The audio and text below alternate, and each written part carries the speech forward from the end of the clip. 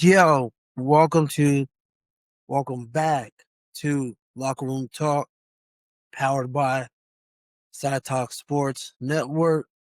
I'm your host, Eli. I know I've been away for a minute, but appreciate y'all coming back. Again, hit us up, subscribe. Also, hit us up on all the socials, X, um, Instagram, and TikTok. Again, also catch me and my boy Larry Stroh's Mile High Mindset podcast, where we talk about nothing but the Denver Broncos.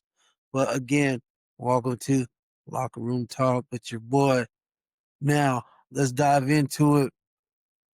Over the weekend, we have seen your boy himself, Shedeur Sanders, make his debut. He's 1-0. He won 24-10 against the Las Vegas Raiders. And my thoughts of the whole situation is he played well. He made some big throws. Granted, it wasn't perfect. It wasn't great. It wasn't this thing you see 500, 300 yards, none of that crazy stuff. But he made a couple key throws, and his aura kind of electrified the team, gave that spark that Cleveland much needed. Here's a play. I want to say 55-yard pass to get him down at the 1 or 2 yard line from I'm not exactly sure. Two from Isaiah Bonds. So Here comes the pressure. Running away from it is Sanders. He's looking long. He's got a man. Caught at the 10-yard line. Bonds. He's down to the 1-yard line. It'll be first. Two guys. So with that, that's just one of the plays that he made. I didn't think it was too bad. He was, what is it, 11 for 20. What is he, 11 for 20, 209, one touchdown, one interception. And that one interception, it wasn't as bad as it was pretty bad, I'm not gonna lie. One thing that I can say about this whole game about Shador is love Shador. One thing about it is he don't move it. Well, when he gets to the back of his drops, he moves too quickly out of the pocket. That's something that I wanted to see him improve on. So it's like 1, 2, 3, 4, 5, set, hitch, throw. He's 1, 2, 3, 4, 5 runs. But nonetheless, he made good. You know, he didn't get sacked. He got sacked but once. He didn't run the out of the back of the pocket like Russell Wilson usually does, or he did at Colorado. So everything was all good there.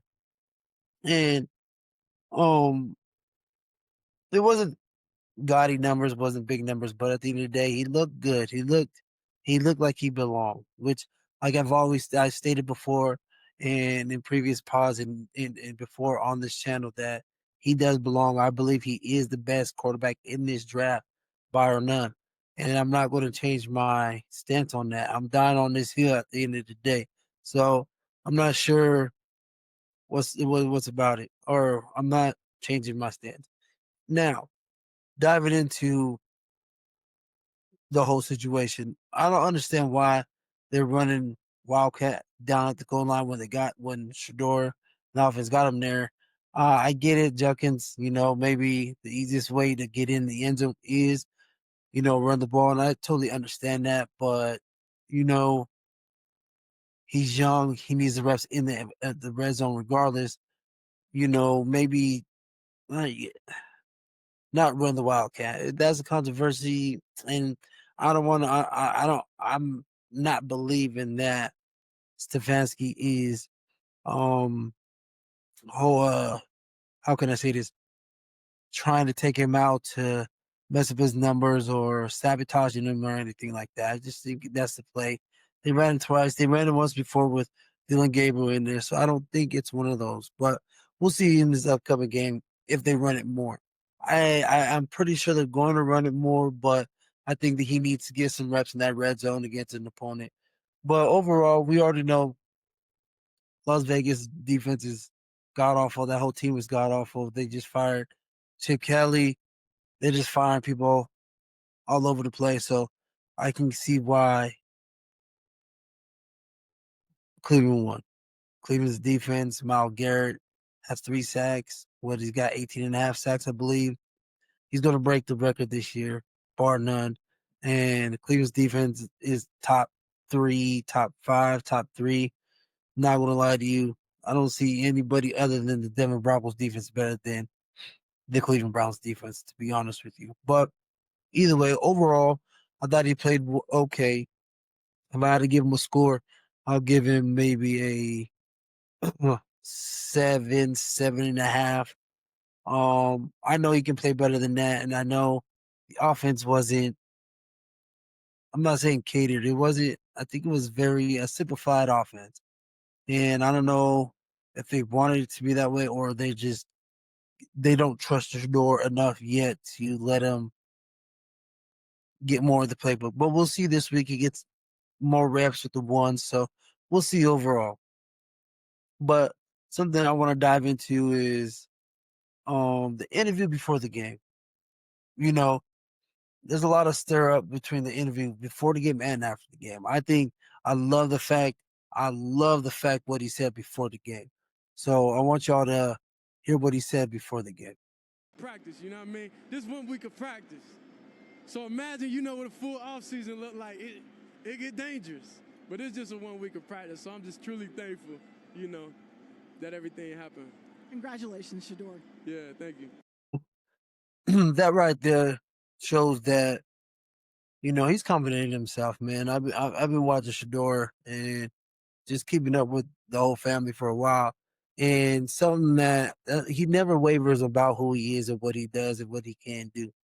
So that right there never bothered me, and I know it pushes certain people's buttons, which like they always say, your insecurity don't let my confidence offend your insecurities. But at the end of the day, I thought that he gave a performance to warrant him another start. And just like we all know that he is going to start this week. Sorry. He is going to start. So they named him the starter for this game. He is the starter, and it's just one of those things where I just see him getting better from here on out. I don't see anything else other than him just getting better each time. He was better from the Baltimore game to the Las Vegas game, and I don't see him not getting better to this, getting more reps and getting better to this.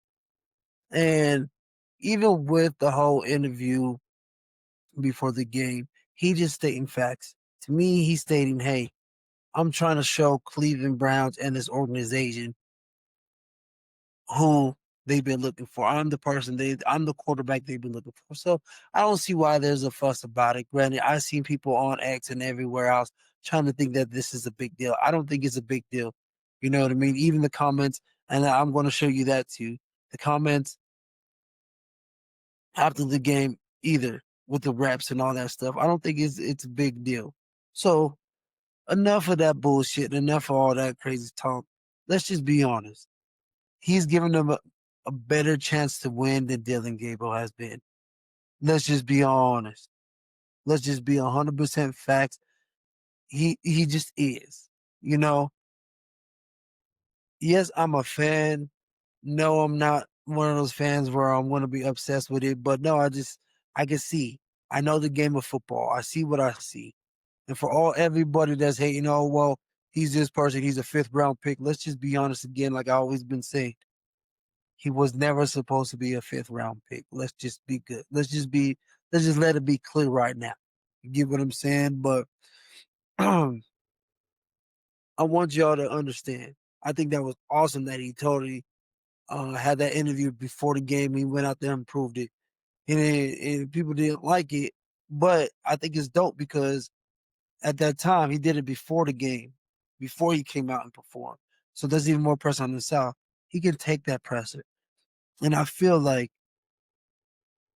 he took that pressure, he put it on himself, he performed decently. The guys, Miles Garrett, everybody loves it.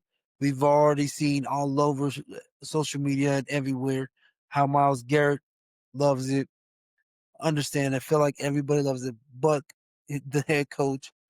Um, I just think that his enthusiasm and his confidence in himself, his self confidence is just what this Cleveland Browns need to be.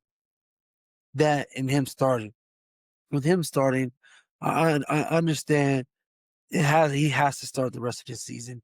I know they're going to say it's week by week and all the other bullshit that they're going to say, but let's just be real. That's what has to happen. You got to see what he has for the rest of the year. What I see from here on out, it is what it is. You get what I'm saying? So let's just see this out. Dylan had his shot. Now it's Shedor's turn to have his shot. But it is what it is, I guess you want to say. But let's move on to um the mainstream media. So when I say the mainstream media, I'm talking about the ESPN pundits, the whatever else pundits that's and just not just mainstream media, just media in general. You know, I can see there's two sides of Shador. There's Shador fans and then Shador haters. There's no in between. You know, I'm a Shador fan, but I criticize Shador if on the football field. I would never criticize him as a person because at the end of the day, I don't know him like that. I'm not gonna consider I'm not gonna criticize the man because I don't know him as the man. I know him. I see him as a player. As a player, I feel like he's super talented player. A borderline could be great player. I think he has a super high ceiling. We just don't know where that's at.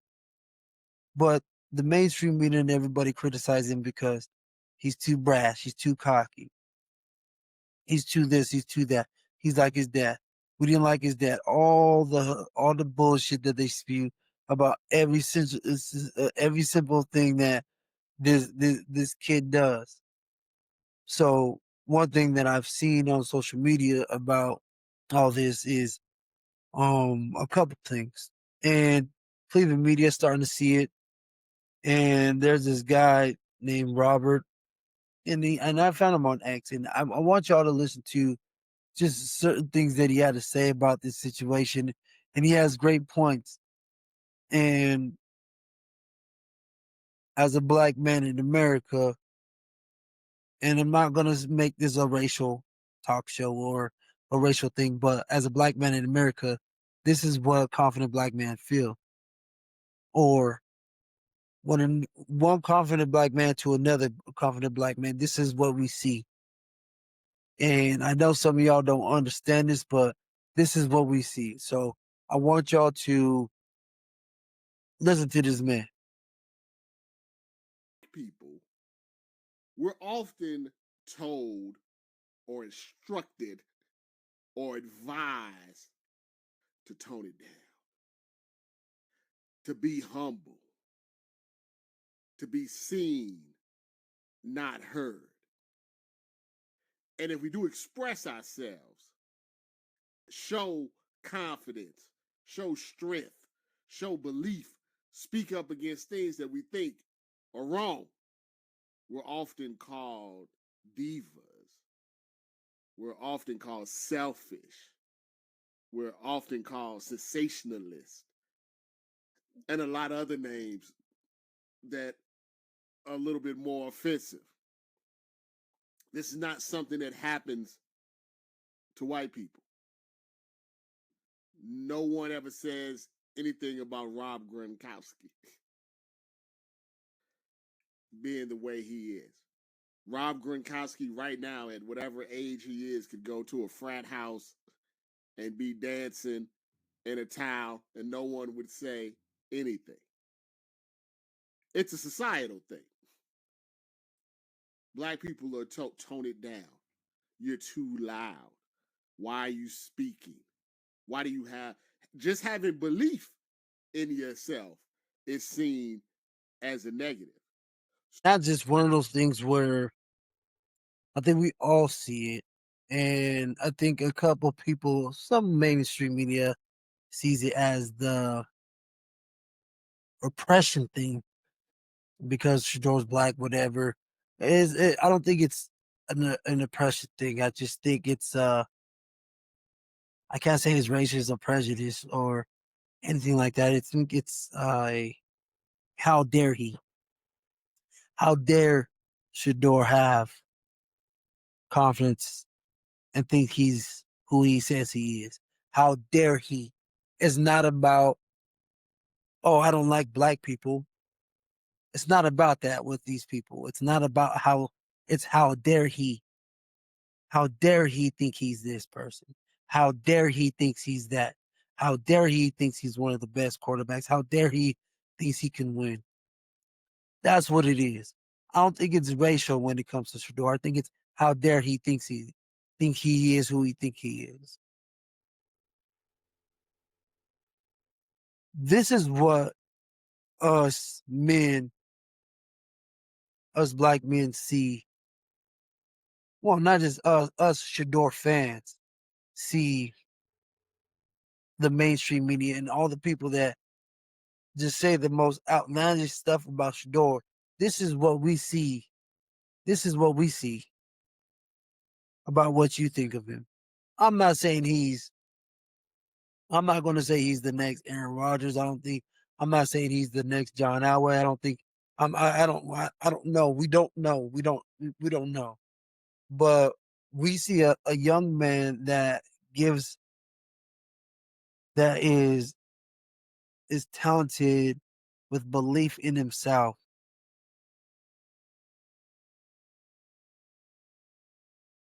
Sit here and get criticized for things that he shouldn't.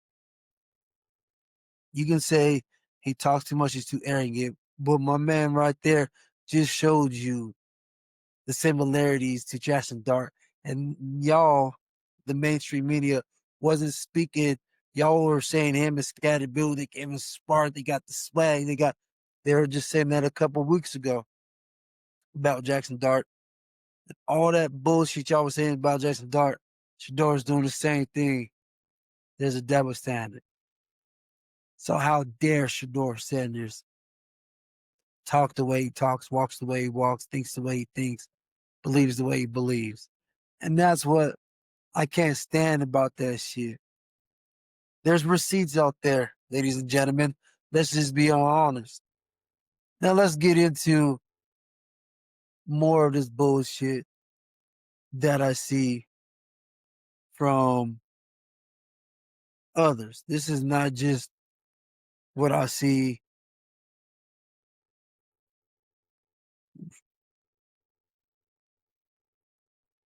These are the things that are just proof that he shows.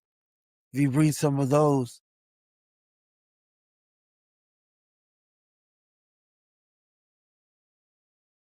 like everybody wants Shador to be humble. And this guy, John Root, whatever his name is, probably don't even know Born. If he does, he ain't good. He ain't been good. He ain't been in the trenches. He don't know. This is arrogant. How is that arrogant? He ain't say nothing about no Jackson Dart. He ain't say nothing about Scatterbull. He ain't say nothing about none of those people. Lex Ryan, same shit. Same thing. Same thing. Same. But all these people got the same thing in common. Well, I feel like these same people. They just don't like. Okay, I'm gonna put it this way for y'all. Have you ever been around somebody you come across and something about them you just don't seem to like or you don't get along with, or something is up with them, the vibe is wrong with them. It's not about it's just about somehow they carry themselves.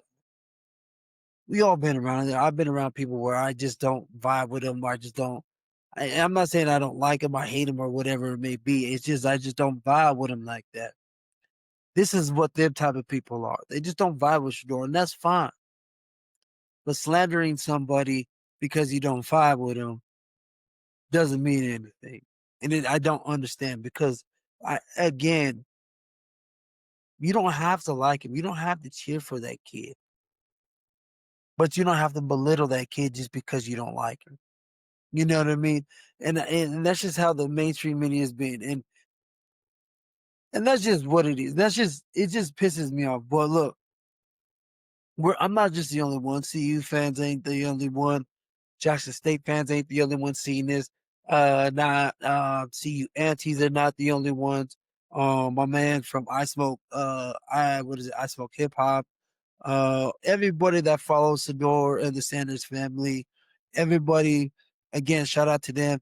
We're not the only ones that just like we're not the only one. We're just not glazing. The new kids say glazy. Then we're not. Whatever y'all want to say, we're not just doing that because it's Shedeur. No, we see something wrong, so we're speaking about it. We're speaking about it. Y'all slander this kid. Understand? My man has Teflon because some of those things that y'all say about him, man, he keeps his mouth shut and he don't say shit about it. If it was me, I'd have cussed y'all the fuck out. I'm gonna be real. I'm gonna say something, no matter what. That's just who I am. I'm sorry, but I don't understand it. So now Cleveland fans that been wanting, like, they're starting to figure it out now. They now understand how some of the Shedeur fans and people that support Shedeur are now finally seeing this. This is the Cleveland media starting to understand what Shedeur supporters are really doing. Dig what I'm saying? Like, they're figuring out, like, damn, where is this hate? Why they hate this kid so much? We got to know this kid, and this kid is not doing anything to anybody, and they don't understand. The NFL industrial complex, the NFL media machine, after listening to Albert speak yesterday and take a victory lap on a half of football, I don't know what this kid did. I don't know who he slept with. I don't know whose dad he kicked the cane out from under and he fell tumbling into the streets of Indianapolis. How many media meetings did he not attend? And by the way, Albert is hearing, everything Albert's hearing is what people think. How many people's grandpa put a bounty on Shedor's dad? I don't know. I don't know these answers. It seems like a lot, though, apparently. But we can probably get at least one of those answers at 5:20 when Ross Tucker joins us. People have done that, apparently. But it was just like this idea of there's so many people waiting to tell you, I told you so for Shedeur. And it's like, I honestly, to rebut what Albert said, where Albert was like, to me, it's like Tebow mania. I honestly have never seen the NFL as a whole root against a kid in the way that they're rooting against Shedeur. Yeah. It is the damnedest thing. And I, like, honestly, from that side of things, the Shahive is right. There are so many well-connected people that have just gotten together and think that this kid is like hiding the cure for cancer and he's just refusing to give it out. That's the way they talk about it. So that's what I'm saying. So I don't think Cleveland media is finally realizing that it's not just the Shedeur's fans or supporters are starting to realize what they're doing after all the shit that's going on. Like, I'm not one of those conspiracy theorists that's stating that Kevin Stefanski is the downfall of Shedeur, or they're sabotaging Shedeur. I'm not saying that. At the end of the day, they most likely have a good relationship. And if he don't like him, then it is what it is. Does he have hints that he don't like him? Yes. Does it seem like he don't like him at times? Yes. It wasn't his pick. We all know. To be honest with you, I think it was Andrew Berry's pick or the owner's pick, and Stefanski was trying to go with Dylan Gabriel. Granted, he can't hit a screen, and all the shit that people have been talking about. Oh, Shedeur threw a screen for a 66-yard touchdown. Let's be honest. I can show you the clip where Dylan Gabriel missed the same fucking play. Threw it over his head. So at the end of the day, don't know why they be killing my man and kicking Shedor's back in like crazy, but it is what it is. My man is going through this and taking the criticism and taking it, and all he says is, "Thank God, I'm happy to be here. I'm blessed to be here, and I just continue to try to get better." You dig what I'm saying? And Cleveland media is starting to figure it out.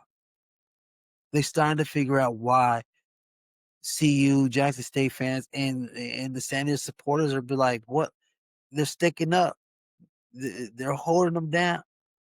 They're standing on business when it comes to Shador." Like, and it's just one of those things where now, now we're not. Now the supporters not the only ones.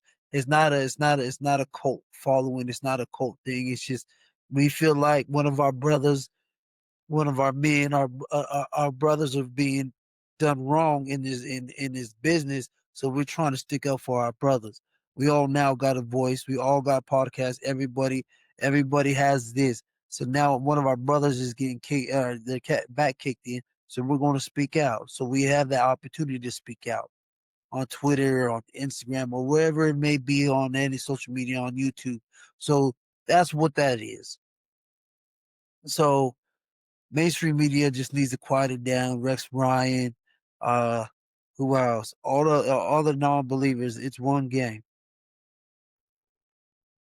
Granted, I know it was the Raiders, but he showed that he belongs. He looks like he belongs. So now now he's going to go into starting against the 49ers, a step up of competition, and we'll see how he plays. He's a rookie. But granted, one thing I do give Shador, he learns quick. He understands the game. And I don't want to hear. And one thing I talk shit for, and I do talk shit to, or I can see Cleveland media backtracking is he don't know how to decipher coverage well. He don't know how to do this well. He's still learning this. Yes, granted, he's a rookie, he's still learning. Dylan Gabriel ain't the supercomputer that y'all said, and Shador knows what the fuck he's doing. He knows how to manage the game. He galvanizes. And at the end of the day, Kevin Stefanski was gonna name the starter this whole time after he started. Why? Because if he didn't, he would have lost that locker room. He'll be for sure fired if he didn't start it. Let's be honest. So it is what it is. And we're all rooting. I'm like, this is not about Dylan Gabriel, and I don't want him not to. Honestly, like I said before, Dylan Gabriel is probably a great kid, great young man. Hey, to me, he's an NFL backup quarterback. Like I've been saying this whole time, Shador, I feel, is the best quarterback in this draft and will be the best quarterback in this draft. But that's just me. So I don't think I'm speaking out of terms when I say that. And I don't think that this is anything new. If you watch this show or watch any of our other shows on this channel. And here's another, and even you know, so bad when somebody is blindly. This is not even mainstream media. This is Bill Burr talking about the same thing. We just don't. We just don't understand. Like like people just don't understand. Now it's just at the point where people wanted to understand why. And I'm not going to sit here and say my word is bond. My word is 100. I give my opinion on how and what I think about it. But at the end of the day, I'm gonna be real with you. He ain't did nothing to nobody. Y'all just don't like him. Is it the whole nepo thing? Is it the whole nepotism and uh because he's my son? Is it because it's not because he don't work hard? It's not because he's out there doing stupid shit. He ain't doing all that stuff. He ain't doing anything other than trying to be the best quarterback he can be. So I don't understand the mainstream media it gets to the point where Bill Burr saying so. People don't understand. Cleveland media is now talking about it like, yo, I don't know what this kid did to anybody, to all these sports writers that are just blatantly showing that they don't like you. Some of the Cleveland fans before he started. Now I feel like all the Cleveland fans are riding with him. I would too if I was a big Cleveland fan. But at the end of the day, mainstream media just needs to understand he's your quarterback. He's going to be your quarterback. If I was a Cleveland, I'm going to say this. If I was a Cleveland Brown fan, I would want him to work out. Him or Dylan, to be honest with you, because I would want my franchise quarterback. Me as a Broncos fan, since Peyton Manning left, we had, I don't know how many goddamn quarterbacks. I just know we sucked for like 9 years. We got Bo. We went to the playoffs. This year, Bo, up and down you. I'm not gonna lie. Bo shows flashes of greatness, and then there's times where he shows that that sophomore slump. Like, what the fuck are you doing? But I'm rooting for Bo because that's my team. But don't get me wrong. Do I believe Bo's going to get it together? He's going to be a great quarterback for us for a long time. Yeah, he showed those. He showed those. He showed those flashes. Now it's just more, not just flashes. He showed those consistently over a period of a couple of multitude of games. Now he just needs to stay consistent with that. You get what I'm saying? So that's the difference. So now if Shedeur goes out there, let me hold on. Now let's move on. So now let's move on to what's next for Shedeur moving forward this Sunday against the 49ers. What I expect. What I expect is, well, first of all, you see his press conference today. Very humble, very thankful young man. Grateful for the opportunity. Also,